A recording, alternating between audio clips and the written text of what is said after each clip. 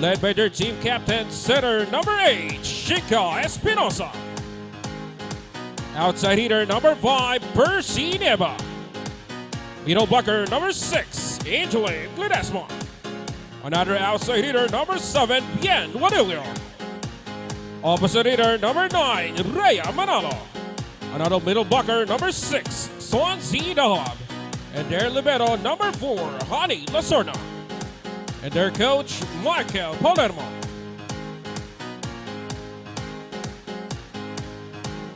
And now let's meet the PASAY Lady Voyagers. With their middle blocker number 2, Phoebe Asilio. Outside hitter number 11, Krisha Cosman. Middle blocker number 16, Angel Antipesto. Opposite hitter number 23, Flores Papa. Outside hitter number 22, Aiko Urdas. Setter number 25, Benice Puzon. And their first libero number 13, Gail Valdez. And their coach, Coach Camille Levanto.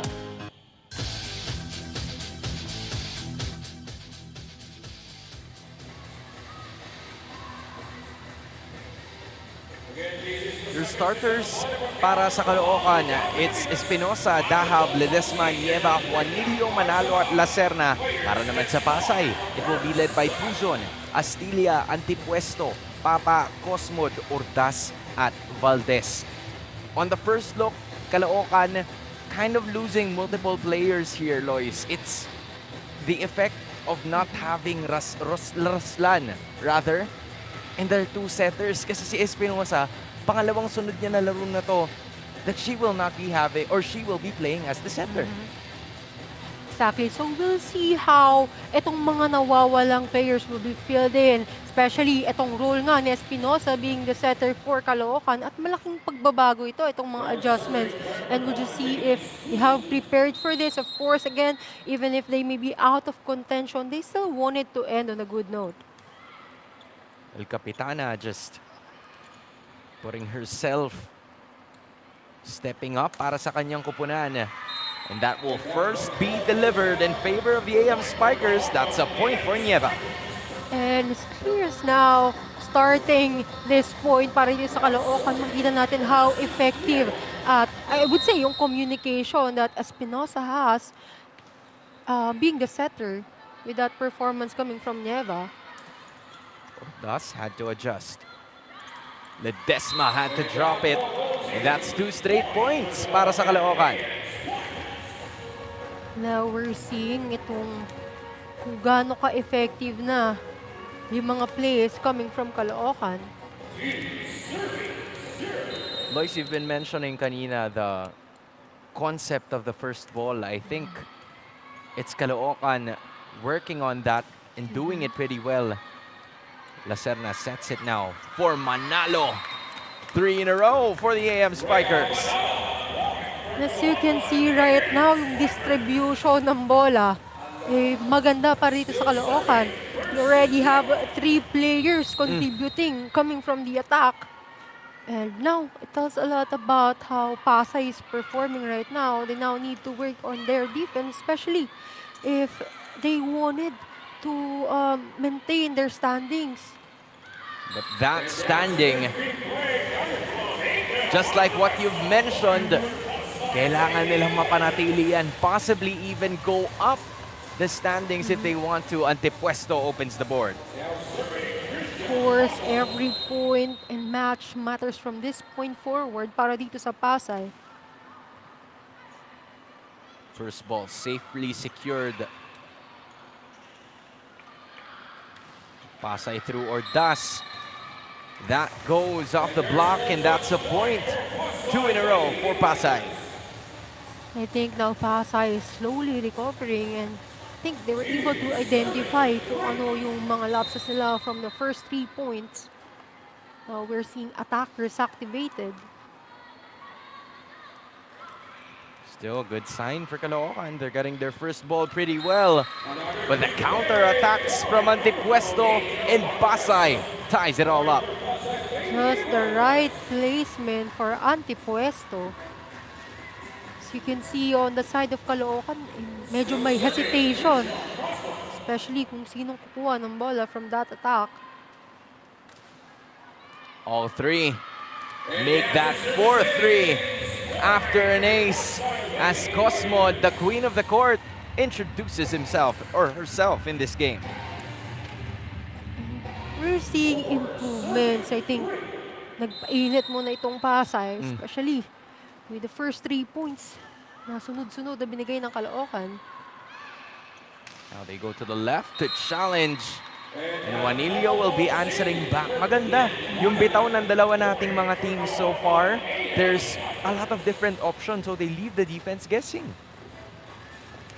And yung unusual na starter itong si Juanillo.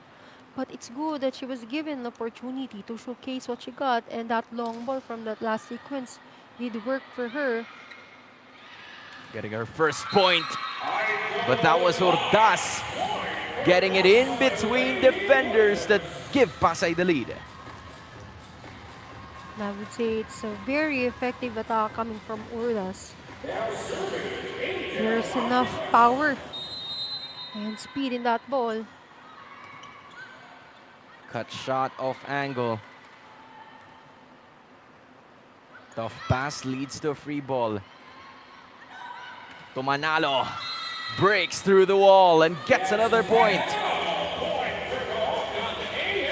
And if you can notice yung contribution ng mga puntos para dito sa Caloocan, from that 5 points, madami nang na-activate itong si Shika Espinosa. And that's courtesy of Nieva getting really good first balls here. Goes for a block. Papa's rejected. Ordaz gives a free ball away. Juanillo again. Caloocan keeping it alive. Ordaz locks it in for another point. Of course, when in doubt, especially if we wanted nakatapusin itong mahababang rally. And that was a power spike presented by Smart Power All 99. Load now. Lois, you were saying. Of course, it was really Ordaz, one of the reliable players and veterans para dito sa Pasay. Papa wants to keep on introducing herself in this game. One of the bright spots doon sa kanilang nakaraang laban. Flores gets her first point. And we just wanted to see more performance from Papa. So you know, she's an advantage for this team. Espinosa tries Juanillo again, changing the angle and getting a point para sa Caloocan. I think it's also a strategy of Caloocan of how well-distributed yung mga sets.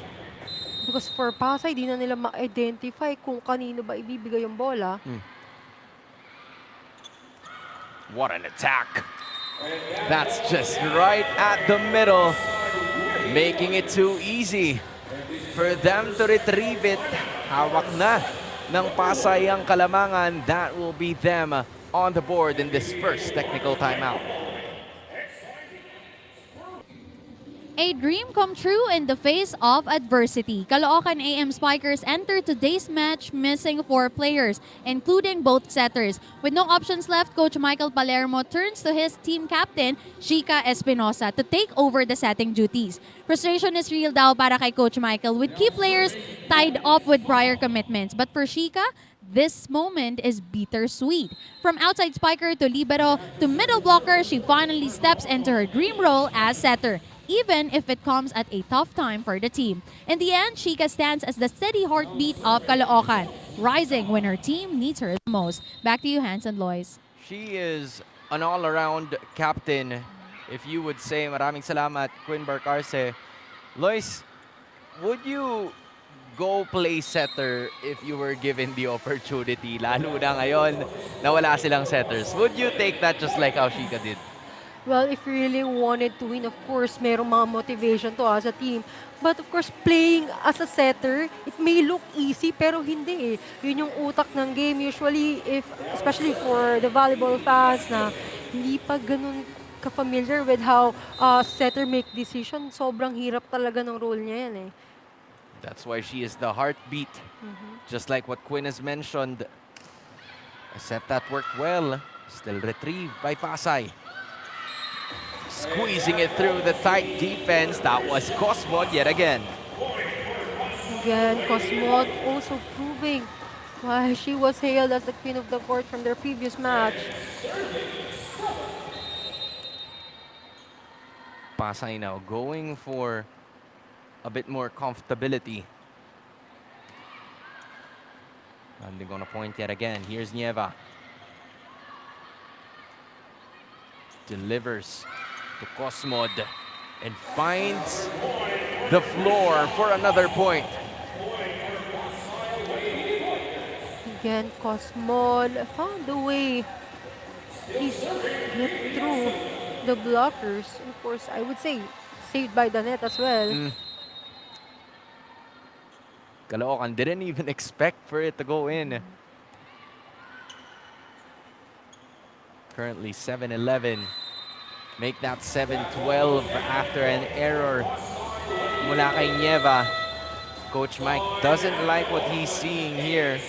He's gonna have to talk to his girls for this timeout. And I hope we're gonna listen in on them right now. Mataas yung bola, hindi natin ina-attempt kunin. Hinahayaan lang natin. Actually, kanina pa may ganun din, yung katot sa gitna.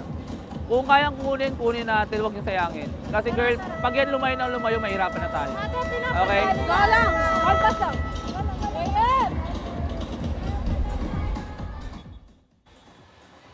You've already mentioned how Pasay was able to build up on this lead. Pero ano bang ginagawa na mali dito ng Caloocan over the last 5 possessions? Kung bakit ganito na lang kataas yung lamang?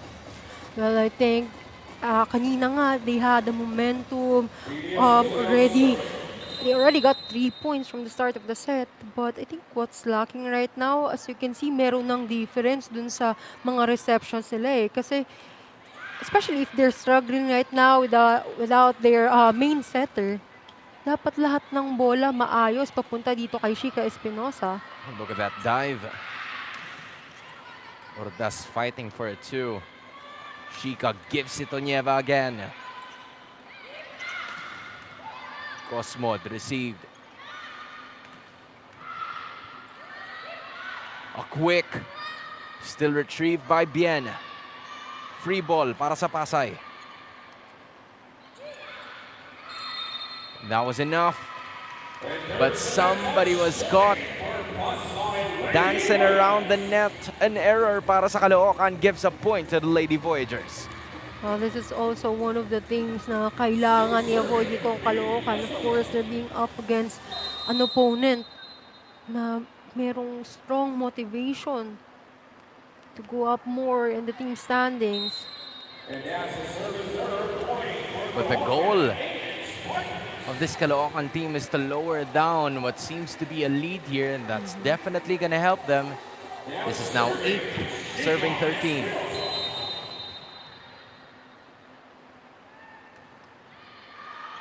That goes out. Shika returns the favor. And again, if I were Caloocan, I wanted to minimize the errors.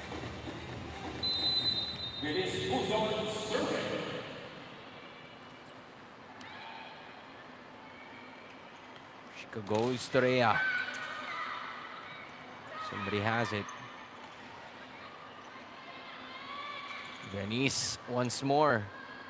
Papunta kay Antipuesto, but that will be given another free ball. Kabila naman.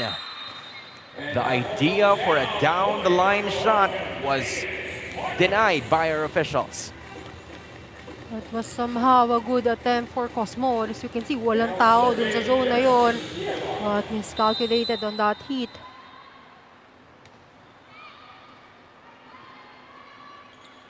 Another attack. That rolls off. This time, free ball para sa Caloocan. They give it to Rhea, but that's too high. Again, errors are piling up on the side of Caloocan. If you're someone na naghahabol sa puntos, least thing that they can do is to minimize the errors. And they have the chances. Just couldn't capitalize on it, just like what you said. Here's another right at the back. Another point for Pasay as Flores Papa gets another point to build up a much comfortable lead para sa Lady Voyagers, 16-9, heading into the second tech timeout. Catch all the games live and free exclusively on pusopi.com. Your game, your community. Join now. Also powered by Smart, the official telco partner of the MPVA. Special thanks to our media partners Smart Sports and Puso Pilipinas. At Puso din ang kailangan ng Caloocan dito as they are down big. Rhea tries to go for the smart play, just not the best way to do it. Exactly. And I think it was a good intention. As you can see here, maganda yung attempt niya to target first line zone. But Antipuesto was there. Their presence of mind. Regalo na naman! That was Antipuesto accepting the gift with joy. We can see improvements, especially with Antipuesto's performance, really guarding that net.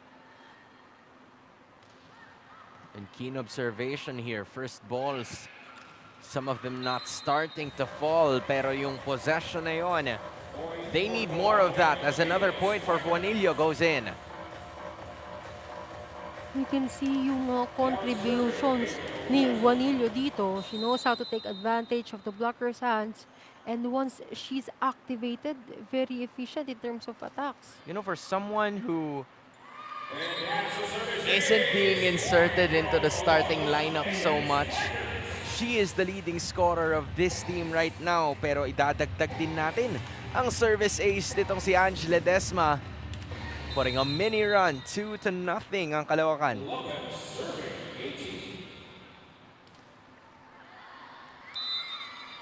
Taken right back. This is, again, I've been mentioning, na kailangan i-minimize ng Caloocan.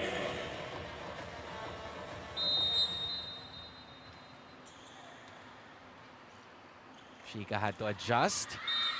Dahab wanted to drop, but the block was there from Pasay and Ordaz. Too much pressure. Read like a book was Zonchi. And that's gonna be Caloocan calling a timeout. Let's listen to them right now. Tela kayo. Wala tayong tools eh. Patay momentum. Maging matay lang. May momentum tayo, okay?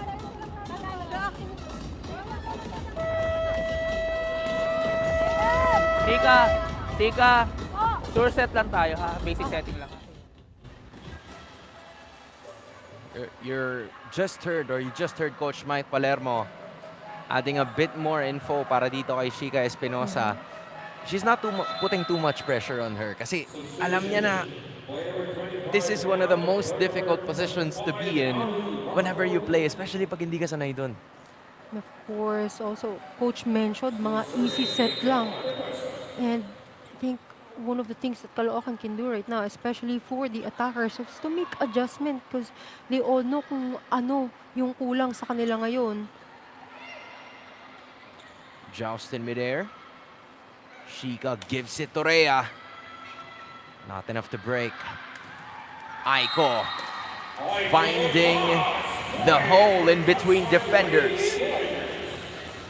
The attacks coming from Pasay, it's as if parang easy na lang eh. And I think one of the reason is because of hesitations para talaga dito sa Caloocan. As you can see, yung trajectory ng bola makikita naman, but nobody attempted to at least defend yung attack coming from Ordaz. Manalo. Now that's a decisive play and a point through the help of decision.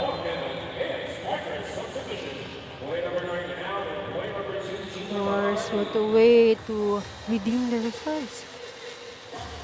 And now we're seeing Tanagan replacing itong si Rhea Manalo on the service line. As we can see here, it's also an advantage for Tanagan to become the service specialist because she can also defend the back row.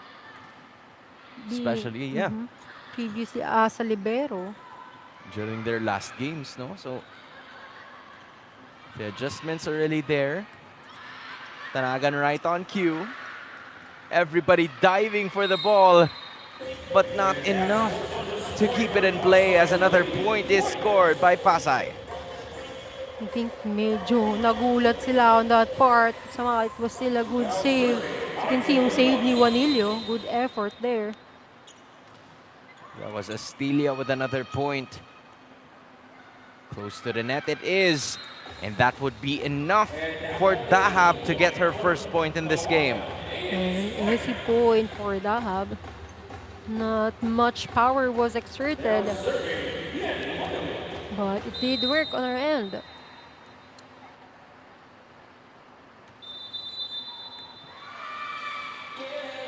And I think that's another point. And rotational fault ang itatawag kontra sa Pasay. Caloocan's gonna need every break that they can get and they're very happy with that. Of course, it's time to take advantage. Kasi 3 puntos na lang ang kinakailangan ng Pasay. And that's an ace. You're talking about 3 points. Those 3 points have been consecutive para sa Caloocan as of late.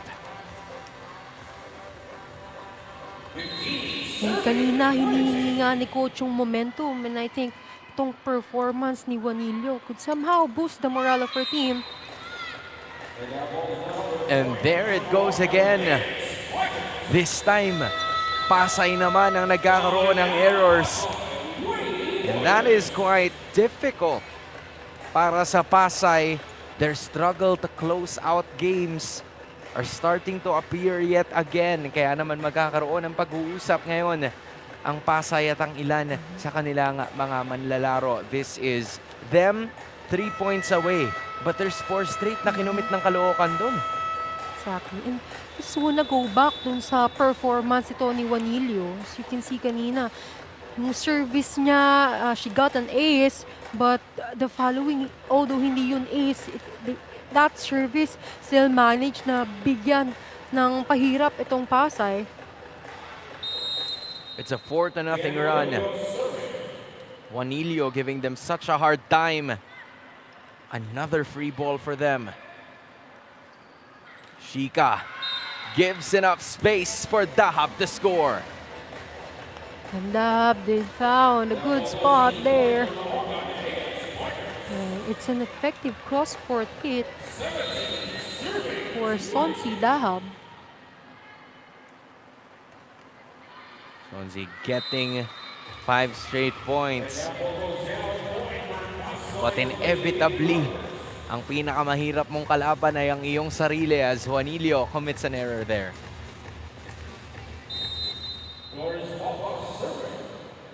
Puts a halt on the momentum. But Nieva plans to take it back, not gonna happen. Back row. Shika. Still wanted to go, not the best angle there.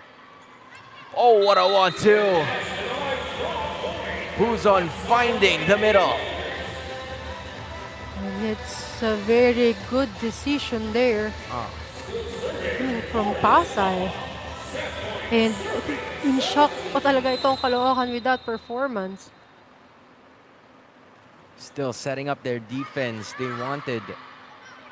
Pero hindi ganun ang nangyari. And another free ball awarded to Pasay. With Astilia waiting in the air to finally put the icing on the set 1 cake. What a dominant start. And a better finish for the Pasay Lady Voyagers. They lead by 1 set, 25-17. We'll be back for the second set. 5-17. It was a pretty good run. Galing dito sa Caloocan right from the start, but eventually Pasay got their groove to take this first set.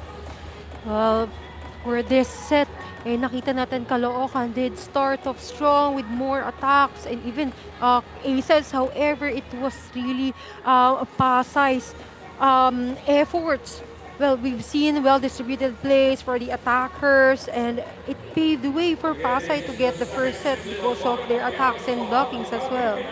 Looking at the stats right now, there's been a glaring issue in two specific departments. Those are the attacks and the opponent errors. I would say hindi naman ganun kanalalayo itong mga blocks and aces. Even itong Caloocan, dumamang pa nga, of course, courtesy of Juanillo, one of the players that stood out para dito sa ating first set on the side of Caloocan. But however, as you can see here, dumami yung mga errors na nagpamigay nitong Caloocan over Pasay. And those were, I would say, at the crucial points na dapat sana ay makakabawi na sila. Caloocan probably had to talk things through in between sets. But they're gonna give a free ball for their first possession. Tapo na lang. Still works para kay Ledesma. And, what's lacking on the side of Caloocan is how they're struggling to remain consistent, especially with the defense. Yung floor defense nila, that's something that they need to work on. Because attack is there, their presence of mind dito sa net is also an edge para dito sa Caloocan. But consistency seems to be lacking. Have to get more reps in. Ball still alive. Puzon. Another free ball given. Shika wants it cleaner. Kept in play still. Oh, Espinosa. She wanted to go for the back, just couldn't convert. I think it was somehow an attempt for a 1-2 play. However, hindi lang na-execute ng maayos. It was there. You see space. Just can't find it in. Puzon now chooses Aiko, who goes way out, and that's a point given for Caloocan. Well, medyo napasobra lang itong iwas ni Urdas from the blocker's hands.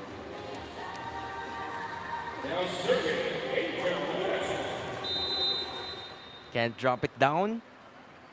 AM Spikers have the lead.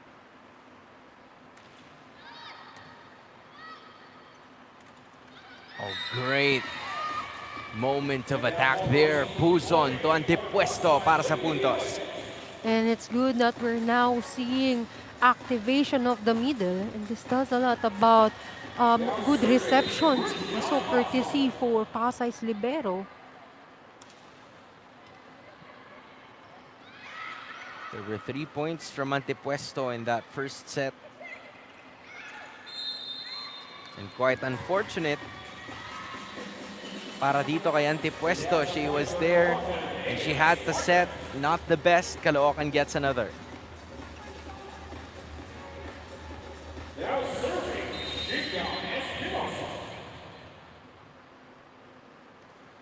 Shika goes for the service.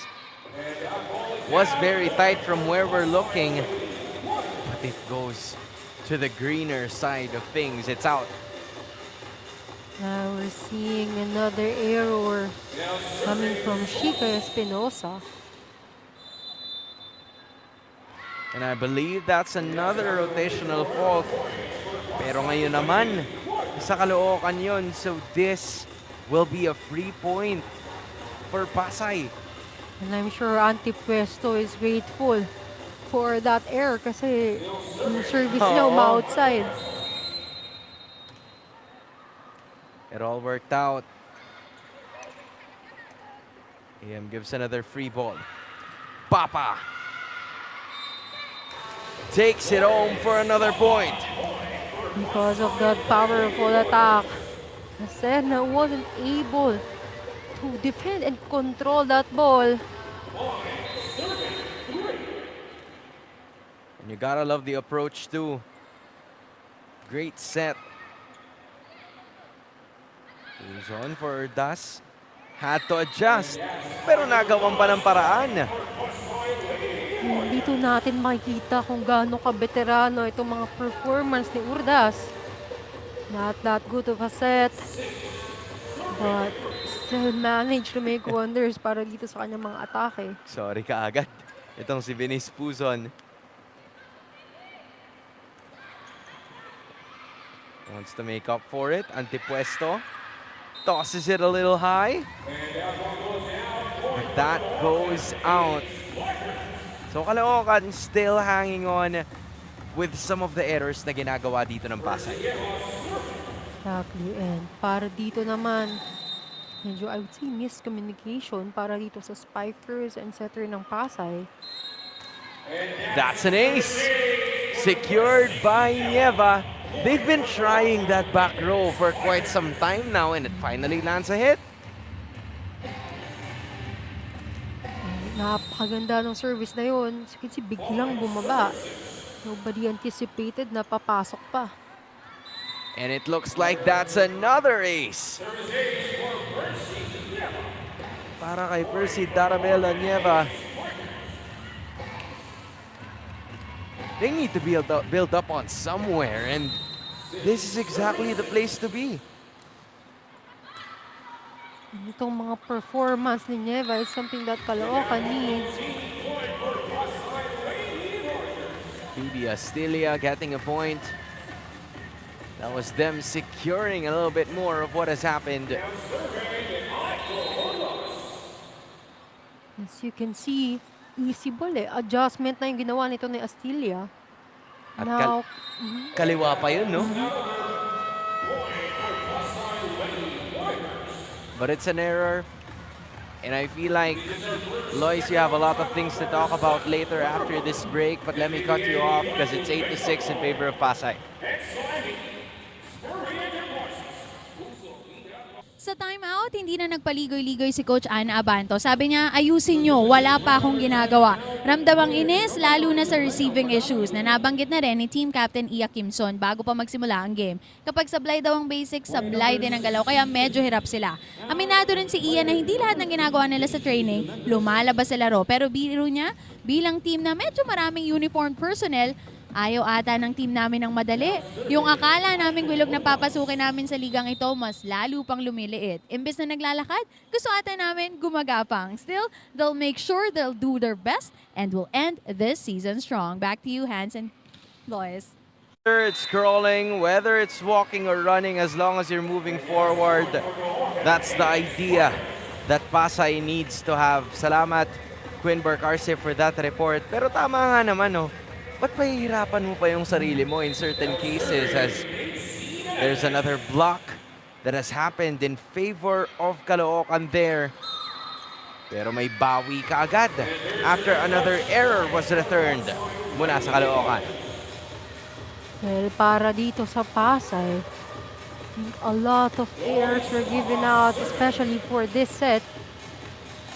And medyo lumalapit yung mga scores. Of course, Caloocan knows how to take advantage of those errors. And if we can recall, itong last matchup nila, Caloocan managed to get at least one set. So we'll see if mauulit nila itong attempt. If you're Pasay, you don't want that to happen. Hanggat maaari, gusto mo lahat ng puntos sa'yo. And I would say they're in a decent position to do that. It's 10-7 now. Lands on for Ledesma. An attack that goes left, works right para kay Cosmon. Of course, it was a good attack. Even managed na tumama dun sa kamay ni Rhea Manalo. I think medyo na-late din siya dun sa pagbasa ng bola. Would have been a free ball. And you see Coach Mike immediately standing up acknowledging that this was not the body language he wanted. Let's listen in to Caloocan. Iangat nyo para mahabol ni Chica at maiangat pa niya sa spiker. Hindi kasi niya kayang iset yung ganon dahil hindi naman siya katulad nila Yap, nila Jolan, okay? Girls, relax, sige. Magati pala UN. Go, go, go, go.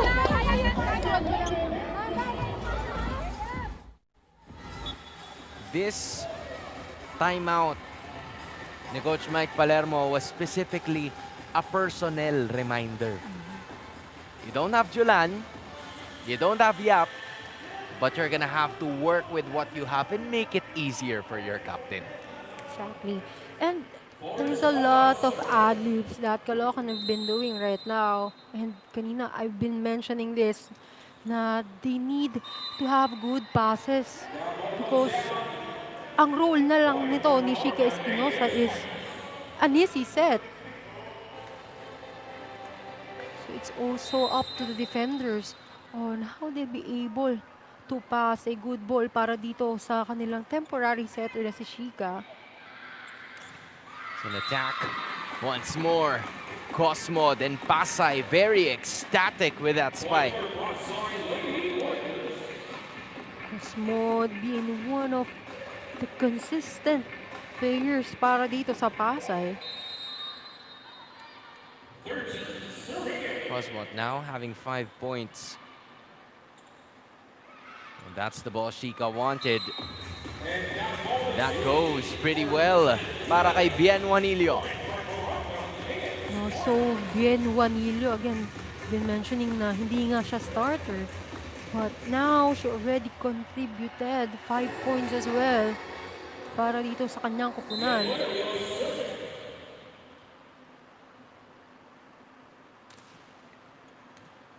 Emilio goes a little high on the serve. Another attack.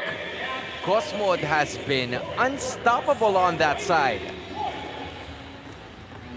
And as you can see from that attack, kanina niya pa nalulusutan yung mga kamay ng mga blockers. And for Caloocan, walang follow-up coverage for the blockers. Uzon does a solid serve. Regalo para kay Antipuesto, and that's another point for Pasay. And we all know how good Antipuesto is into guarding their net. So kapag mayroong mga regalo, you know, she can manage to kill the ball. Angel already having 5 points. You're looking at Coach Camila Banto. Very stoic. You never know what she thinks. But I'm sure that after this technical timeout, dahil dun sa mga errors, she will have a say on what's happening. But for Antipuesto, the silver lining and the consistent woman of set number 2, she places us at another technical timeout with Pasay having a 6-point lead.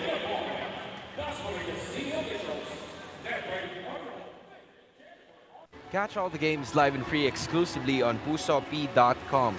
Your game, your community. Join now. Also powered by Smart, the official telco partner of the MPVA. Special thanks to our media partners Smart Sports and Puso Pilipinas. You're still watching Manny Pacquiao's MPVA Season 2 ang Liga para sa lahat. It's a 6-point advantage ng Pasay. Also a set of an advantage ng Pasay.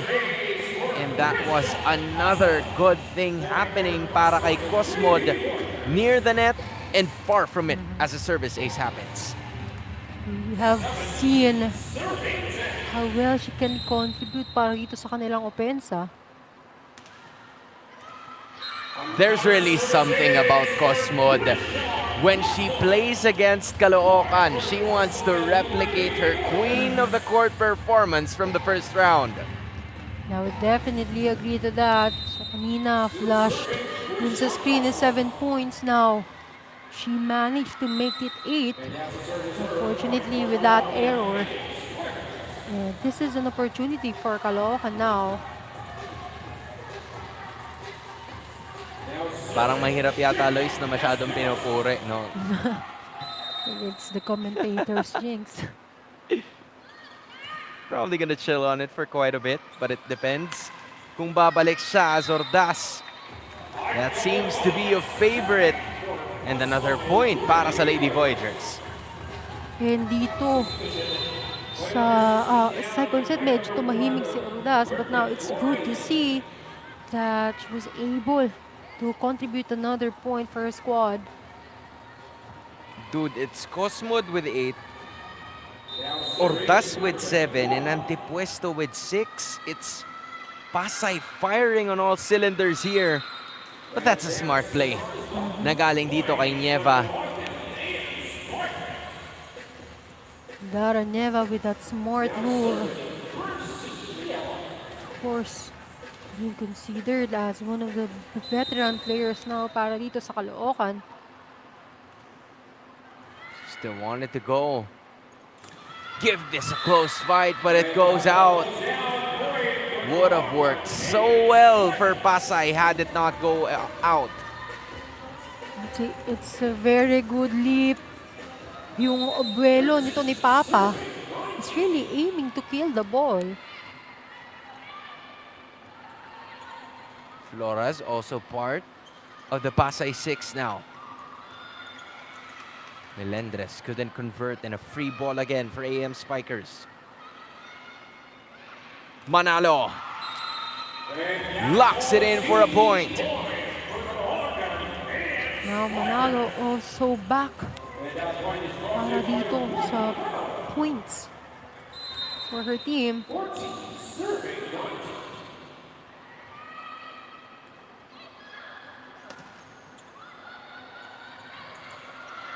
Chases on and free ball keeps the action in play. Quick. Papa na naman. Juanillo gets another. Now Juanillo still remains the top scorer for this match para dito sa Caloocan. That's 6 points para kay Bien Juanillo. Coach Camille Abanto not happy with their performance so far. It was, I think, somewhere around 19 to 10 or 19 to 12. Pero biglang bulusok. First balls making it so much easier for Shika to set. Exactly, and I think we're seeing more improvements para dito sa depensa ng Caloocan. Feels like there's more variety to their attacks now than the first time they were here sa City of Dasmariñas Arena. By the way, you can watch all of the games right over here if you guys are nearby. Gotta have some answers. Caloocan wants to build up and continue. And that will be the case. Manalo gets one more point. Again, there's just too much power on that attack. And of course, yung hand placement ng blocking itong Pasay, one of the reason kung bakit nag-outside din itong attempt nila to block the attack of Manalo. Free ball yet again. Melendres sets it up. And down goes the ball. Point for Manalo. And Manalo's is really on fire, the attacking department. Oh my gosh, is that a 7-0 run? Red hot Caloocan AM Spikers look to build up on it again. And slowly, Caloocan is recovering. And ilang puntos na lang kinakailangan to be at par with Pasay's 19. Attack action continues. Immediate free ball. Nobody home to spike it. Puzon. And then Papa will not convert just yet. Sa likod. Ordaz says, let's put a stop to this madness. Of course, Ordaz being such a reliable player. That was a power spike presented by Smart Power All 99. Load now. Lois, they needed a point. Pasay needed it bad.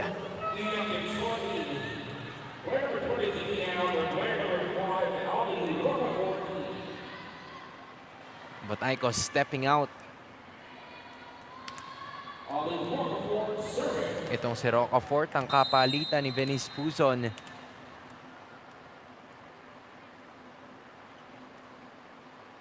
Will be the one serving, and that is painful coming off a substitution. I definitely agree to that, especially of how itong Pasay are already building their momentum, especially coming from the attack of Ordas. Unfortunately, another error was committed. Another free point was giving out para dito sa Caloocan. Caloocan is just down by 1. And not anymore. We are all tied up. Papa commits a crucial mistake.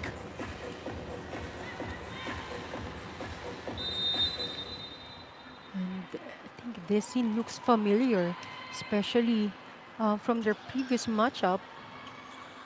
What a set this has turned out to be. Rocafort. Baon kung baon. El Capitana gets a point. Of course, it really does make a change when you have Kim Son inside the court. He really needed her leadership, especially na lumalapit na itong scores ng Caloocan. Ooh, that's a fall. Lacerna still has it. Free ball na naman. Plan to give it quick. Manalo. All the way towards the Pasay Rainbow. And Manalo really made sure that there's a lot of power on that attack.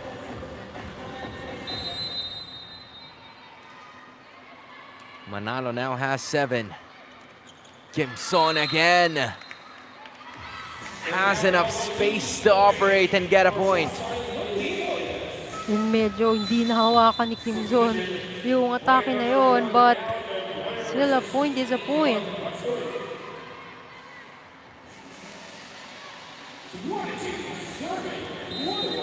The art of the check ball. Kim Son wants to make it happen still. Shika chooses the middle. Triple block. Juanillo goes slow. Andun si Papa.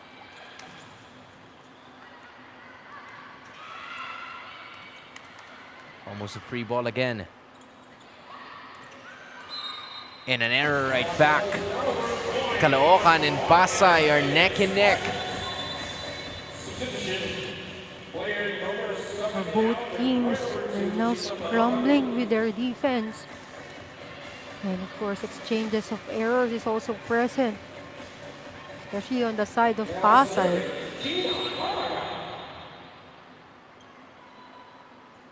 Tanagan wants to be in a solid position to serve. They were ready. Kabila naman. Caloocan keeping the ball in play, but nobody home to get it across. This is one of the things that Caloocan really needs to work on right now. Their follow-up, and of course yung alertness into understanding, kasi sayang yung mga ganong bola eh. It was saved. Especially sa ganito kadikit. At ganito kadulo ng set number 2, you can't afford to make those mistakes. And Puzon forces them to commit another one.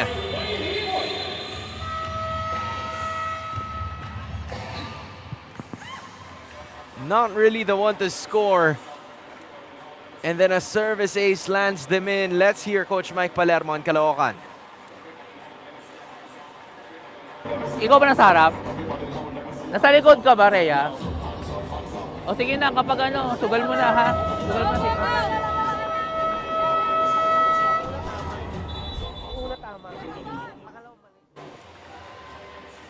It seems like Coach Mike is having a hard time thinking of options kasi yung iba sa mga attackers niya nasa likod pa. Exactly. And from that last time out, sabi niya mag-risk na lang itong kanyang mga players. And that's a risk. From what I'm seeing. And it's good that Chica Espinosa immediately translated itong gustong mangyari ni Coach.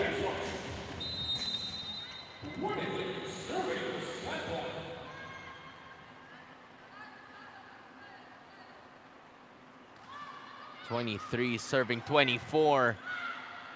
Ball kept alive. Espinosa. Nobody home. And what a painful way to put an end to set number 2. Caloocan right there, taking the lead every once in a while. But Espinosa closed out this set in favor of the Pasay Lady Voyagers, who are just waiting for one more set.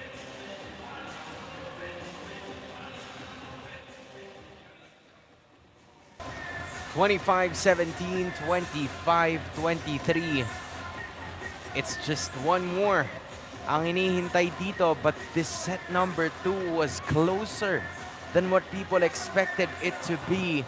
Caloocan had to fight on it, pero yung mga crucial na mistakes na nangyayari sa kalagitnaan o sa dulo pa nga ng laban are what cost the AM Spikers the set to be given to the Lady Voyagers.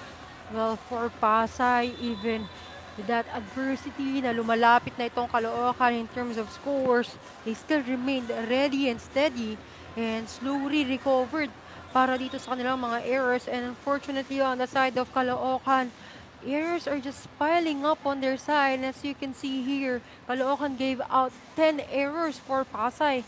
And dito sa aces, medyo naging parehas pa nga, lumawang pa itong blockings ng Caloocan. But in terms of attacks, and mas naging effective itong pinakita ng Pasay, of course, courtesy of Antipuesto. We also have Kinzon na pumasok in the middle of the set.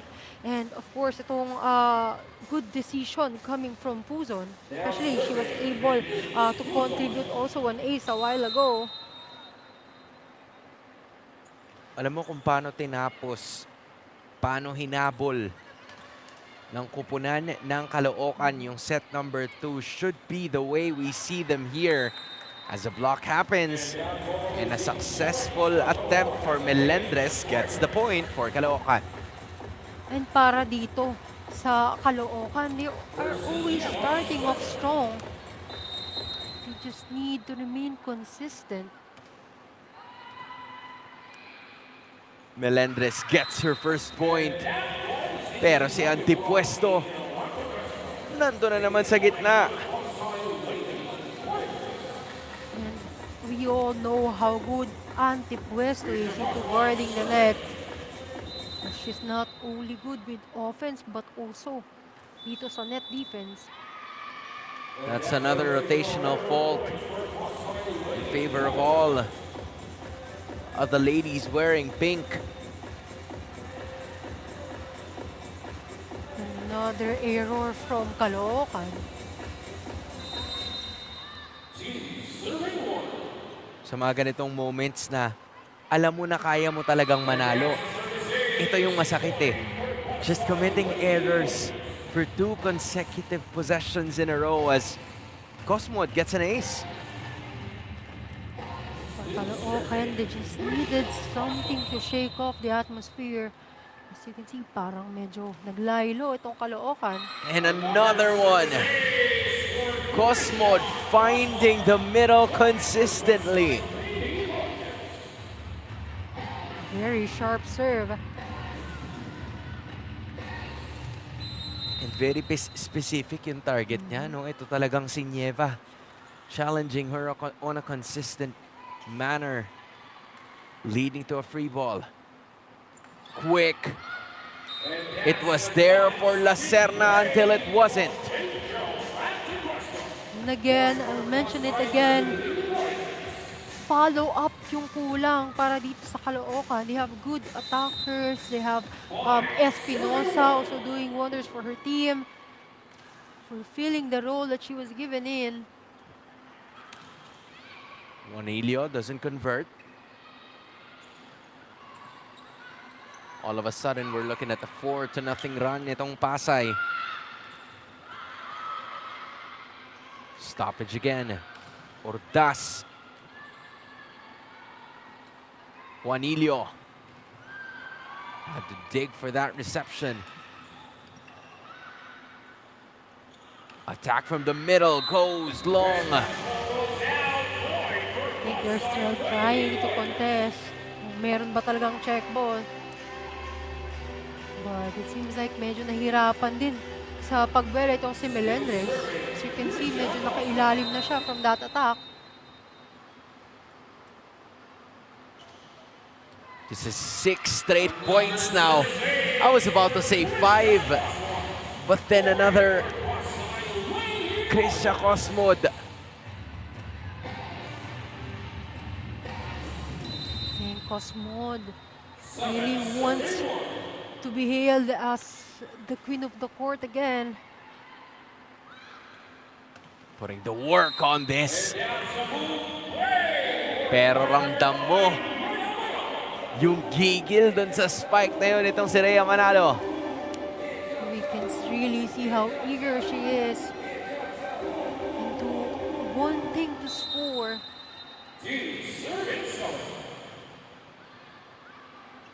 Goes off. Ball still kept alive. And I believe that's an ace. I think it really does make a difference when someone is stepping up. Kanina medyo umaba itong performance ng Caloocan, but I would say because of Manalo's attack. The fire is back on the side of Caloocan, and also because of how well Melendez is also performing on the service line. Now this is surely an ace if those were 4 touches. Pasay can't get a hand on that one. Papa slows it down. Everybody from Pasay was just ready to throw it down. And they were there to claim a point. 8-4 in favor of the Lady Voyagers. If you might or might not notice, mas kalmado na si Coach Michael ng Caloocan AM Spikers sa mga huddle nila ngayon. And yes, intentional yan. Alam niyang ang sakit matalo sa halos lahat ng games. At inamin niya mismo na nakakalungkot talaga. But now that they want to finish strong, iba na ang approach niya. Less stress, more clarity. Hindi yung parelax lang, pero a shift in vibe para mas gumaan ang laro. Sabi pa niya, gusto niyang lahat ng players magkaroon na ng exposure at playing time. Para sa kanya, kung magtatapos ka rin lang, gawin mo na ng buo, masaya at walang bigat sa loob. The kind of end they'd still be proud of. Hans and Lois. Maraming salamat, Queen Barcarce, for that one. It is, you know, quite understandable. Given in this situation, the only way that you can go is up, and that is what Coach Mike Palermo is expecting out of his players. And right there, Manalo responding to the trust na ibinigay sa kanya so far. Now, Rhea Manalo have contributed 9 points in this match. And I'd like to go back doon sa report ni Queen Bacarse with how coach is giving opportunity for other players. And we have the likes of Bien Juanilio, also one of the top performers right now. This one right here, though, is a power spike presented by Smart Power All 99. Load now. Papa was locked in. And another rotational fall galing sa Caloocan. Of course, they want to play with no pressure at all, but their errors in the earlier what's making it so difficult for them so far. Ball kept alive. What an attack. Still good to play. A rare Puzon attack and approach. You can see na tinatawanan lang nila yung error na yon coming from Puzon. So at least something na hindi naman makakasira sa mood. Here's an attack. That will surely go in. Flores Papa on the board once more. Flores Papa also one of the top performers para dito sa Pasay. And gave out another a powerful long ball. Nieva had to find a way to work with it. She cannot.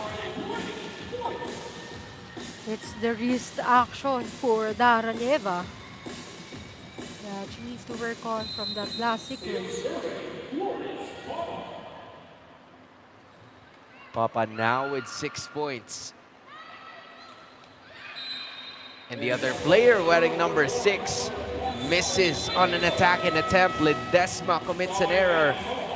And a timeout's gonna be called by Caloocan. Let's listen in on Coach Mike. Natin. Kaya ko. Tawag dito, subukan pa natin yan abulin. Tulad kanina, medyo malayo din yun yung second set. Abulin nyo na abulin. Sige, one pass mo. One good pass lang one good pass lang.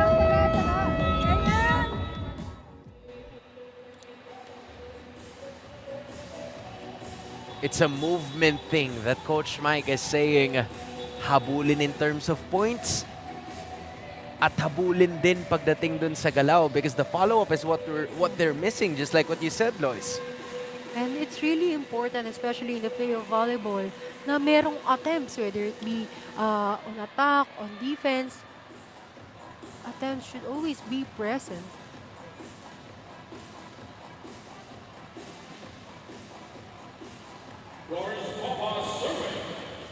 Papa just waiting for the right time to go for the serve.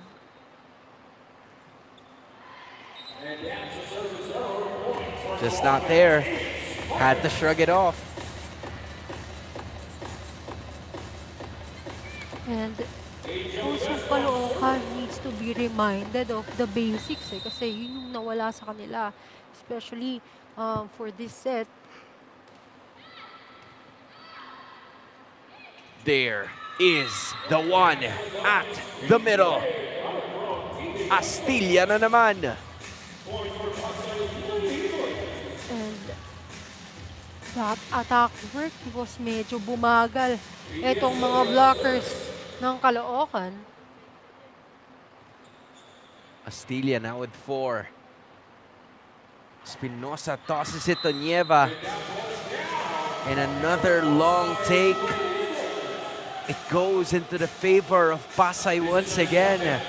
Cruising, comfortable and calm. No pressure for the Lady Voyagers. They lead by 9. Watch all the games live and free exclusively on pusopi.com. Your game, your community. Join now. Also powered by Smart, the official telco partner of the MPVA. Special thanks to our media partner Smart Sports and Puso Pilipinas. This is a mountain of a lead ng Pasay after establishing so much, and some errors na nanggaling din sa Caloocan. And as I say it, there it goes again. No space for Shika to operate. And from that last sequence, I think medyo nagsa-struggle pa itong connection ni Shiken as well as Melendres. Because also, being a middle blocker, iba yung tempo But of course, because of their situation, Melendres needs to make an adjustment, especially dun sa approach.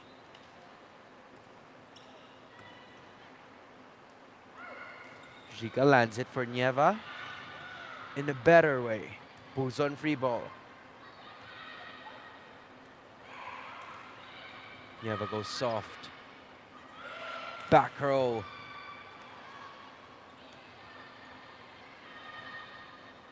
Both teams starting to slow it a little down. But Nieva wants to speed things up. Kabila na naman. But Cosmo goes wide. And now, it's time for Caloocan to collect themselves and also take advantage dito sa error. Kasi kanina, nahabol naman nila eh. So, they can still do it again. Just have to remain consistent and as well as work on the areas that they need to improve on. Nieva. Flicking of the wrist is now successful. Almost reaching double digit in terms of points.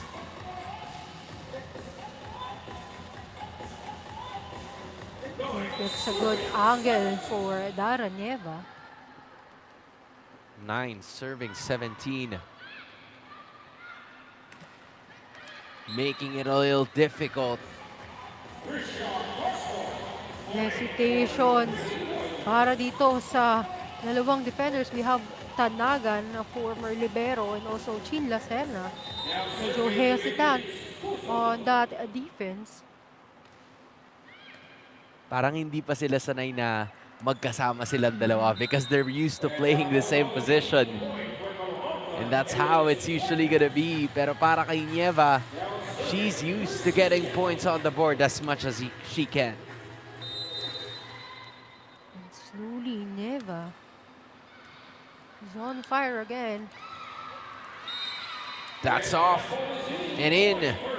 Para kay Antipuesto na naman, gathering some more points on the board. Of course, we can see kung gaano na din kaganda yung connection nito ni Puzon as well as Antipuesto. But an error from Cosmod is gonna give Caloocan a little bit more. This was the same situation that Caloocan was in set number 2. It was 10-19 and then they managed to chase. But unfortunately for Caloocan, it won't be the same as last time as the point goes to Pasay. They get number 20. Again, a lot of errors for Caloocan.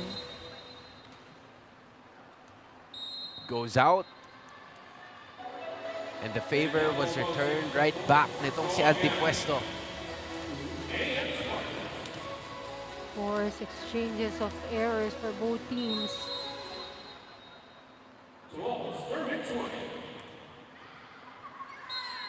That's an ace. Secured by Dal Rimpol Lingay. Hasn't seen a lot of minutes in this game so far, but she's making the most out of it. Exactly. And it's good na ito yung mga gustong makita ng mga coaches eh. Yung once na pinasok mo yung players, they be able to perform and do their job. What a rejection mula kay Shika Espinosa. They're making a late run. And that's 3 straight points.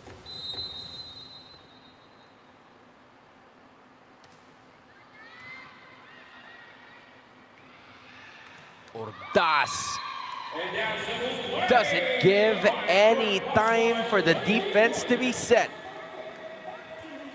And I think Urdas really mastered that attack. It's really pretty of that spot. Now in double figures. Itong si Aiko Ordaz, but she will be stepping out as more players would be starting to come in here. This is the 6 that Coach Camila Banto entrusts in. Another point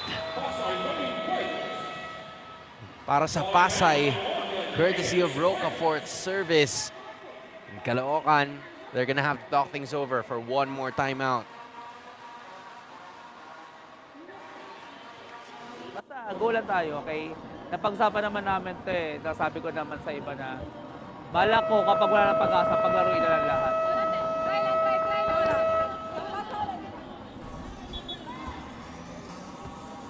The looks of it, it feels like Coach Mike Palermo is already waving the white flag. She only has 10 players on her lineup sa araw na ito. Lacerna playing all of the minutes. And they're not in the best position right now. Exactly, but of course, they still wanted to end on a good note. But unfortunately, another error was committed. Also, very consistent Rocafort on the service line. Parehas nung kanyang 2 puntos ay galing sa service line. And you know what? I will stop talking for a minute. Para lang sure. That was on me. Still, it's 15-23.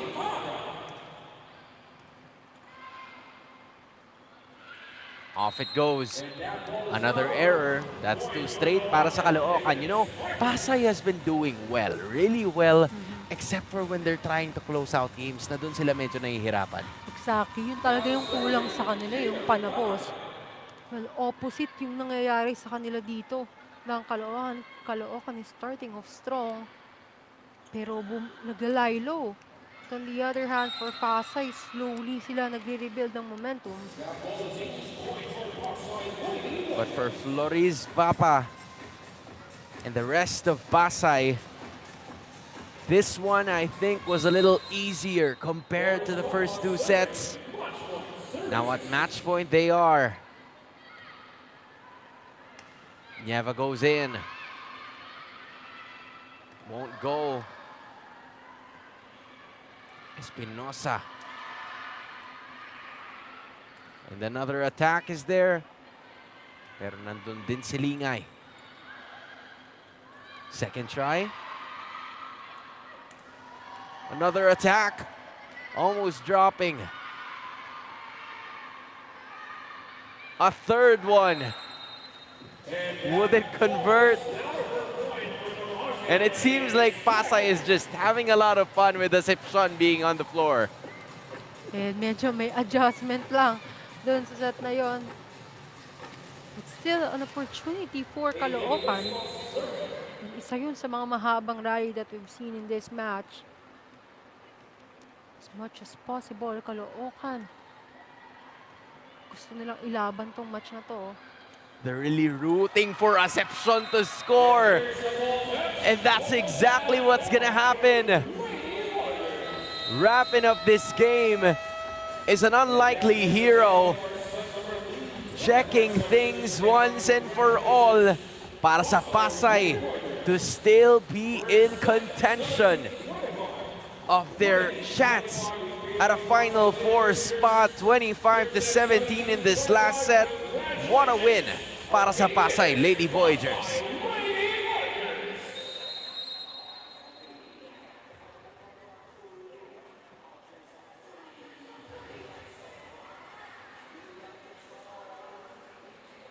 Just so much effort, so much poise, and all smiles in that last point to secure 3 more for their team and separate themselves a little better from Negros and San Juan, who are looking for their chances. It's 25-17, 25-23, and 25-17. Pasay sweeps Caloocan.